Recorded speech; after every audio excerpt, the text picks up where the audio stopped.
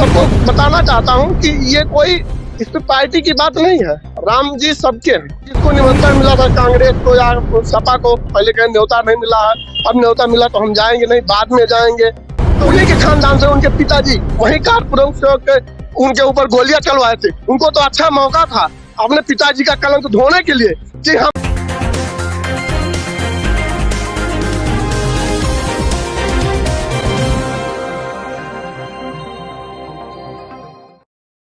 क्या नाम है भैया आपका? हमारा नाम दीपधर दुबे है। मैं भारतीय जनता पार्टी का जिला मंत्री हूँ।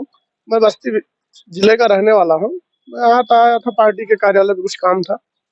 क्या पूछना चाह रहे हैं? भैया ये कह रही हूँ कि ये जो अयोध्या में राम मंदिर बनी है, इस पर विपक्ष पार्टियों का कहना है कि ये सिर्फ चुनावी स्टंट के लिए राम मंदिर बनवाया गया है 2024 में। देखिए, ये कोई मुद्दा नहीं है कि राम मंदिर, जैसे राम मंदिर तो एक आस्था का विषय है और चुनाव अलग विषय है।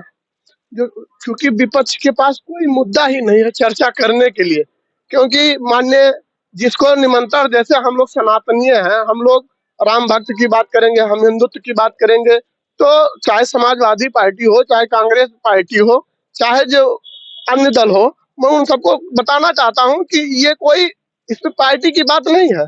राम जी सबके हैं और जो उनको राम जी सबके हैं, जितने लोग हिंदू हैं वो सबके हैं। तो भैया अगर राम जी सबके हैं तो ये जो राष्ट्रपति द्रौपदी मुर्मू है, इनको क्यों नहीं निमंत्रण पत्र भेजा गया था, या फिर अदर पार्टियों को क्यों नहीं बुलाया गया? कौन कहा नहीं निमंत्रण मिला? निमंत्रण मिला था, कुछ किसी कारण बस वो व्यस्त थी, नहीं आ पाई। वो पुनः फिर दर्शन करेंगे। और हम कह रहे हैं जिसको निमंत्रण दिया गया था, आप द्रौपदी मुर्मू की बात कर रही हैं, वो तो देश के राष्ट्रपति हैं। उनके पास कहाँ टाइम, ठीक है कहीं उनका पहले से कार्यक्रम निश्चित था तो उसको तो नहीं काट सकी। लेकिन जिसको निमंत्रण मिला था कांग्रेस को या सपा को, उसके राष्ट्रीय अध्यक्ष अखिलेश जी या तमाम बयान कर रहे हैं न्योता नहीं मिला, पहले कहें न्योता नहीं मिला है, अब न्योता मिला तो हम जाएंगे नहीं, बाद में जाएंगे। तो ये तो कोई, उनको ये लग डर रहा है कि हम जाएंगे तो हमारा वोट बैंक फिसलेगा, हमारा वोट बैंक। लेकिन उनको ये पता होना चाहिए कि वो जीतते हैं तो उनमें मुसलमान की ओर से नहीं जीतते हैं, केवल उसमें हिंदुत्व का भी वोट रहता है।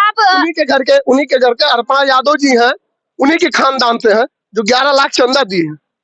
वो भी तो सनातनी है, वो राम के नाम से उनको एलर्जी है। भैया अगर आप समाजवादी पार्टी को कह रहे हैं कि ये वोट के चक्कर में अखिलेश यादव राम मंदिर नहीं आए, तो ये तो एक बीजेपी पे भी तो ये सवाल उठ सकता है ना कि वो सिर्फ और सिर्फ चुनाव जीतने के लिए राम मंदिर बनवाए। ऐसी कोई बात नहीं है। हम पहले हमारा नारा था कि राम लला हम आएंगे, मंदिर वहीं बनाएंगे, तारीख नहीं बताएंगे, और हमने तारीख भी बताया और मंदिर भी बनाया। अब अखिलेश यादव सर की बात कर रहे हैं, वो राष्ट्रीय अध्यक्ष समाजवादी पार्टी के, मैं कहना चाहता हूँ उन्हीं के खानदान से उनके पिताजी वही कारपुर से उनके ऊपर गोलियां चलवाए थे। उनको तो अच्छा मौका था अपने पिताजी का कलंक धोने के लिए कि हम आए हैं राम मंदिर में, जो भी हमारे पूर्वजों से गलती हुई उसको क्षमा चाहते हैं, और हिंदू सनातन से या राम भक्तों से या हमारे जो भी साधु संत हैं उनसे क्षमा याचना करके मारना था। उससे उनका हो सकता था विकास भी होता, नुकसान नहीं होता। लेकिन अब वो भाई बड़े लोग हैं, उनका क्या विचार है वो जाने।